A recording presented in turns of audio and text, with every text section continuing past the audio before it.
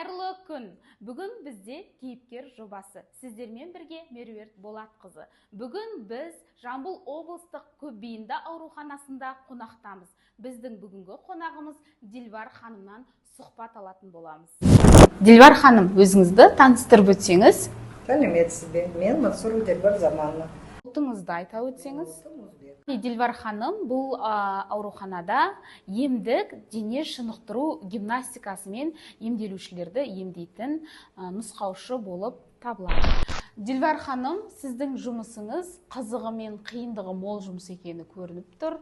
Бізге сіздің жұмысыңыз туралы мәлімет алу өте қызықты. Әр бөлімнің жұмысы тәртібі бар.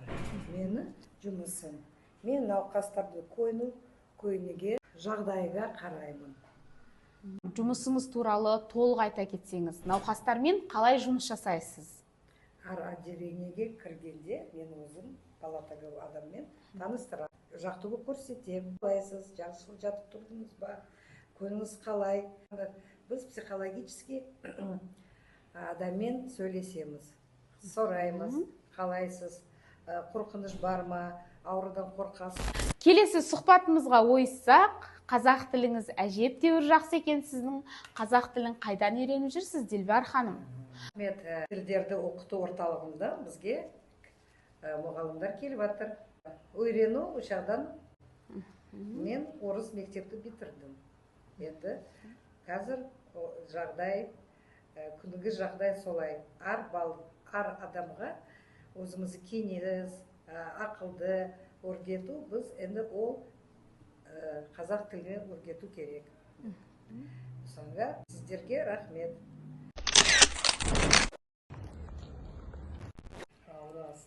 Ауырып ем іздегенше ауырмайтын жол ізде демекші Дилбар ханым. Болашақ жастарға денсаулықтың қадірін білу туралы кеңес берсеңіз.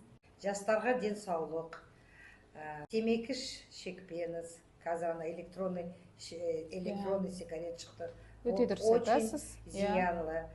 Горилла ішпеңіз. Денсаулықпен араластыру деген здоровый образ жизни. Это спортпен айналысу. Жақсы мәлімет болды деп ойлаймын. Жастарға, өзіме рахмет сізге сұхбатыңызға. Сізбен бірге өте әсерлі сұхбат жасадым. Маған сұхбатқа уақыт бөлгеніңізге алғысым шексіз, Дилбар ханым.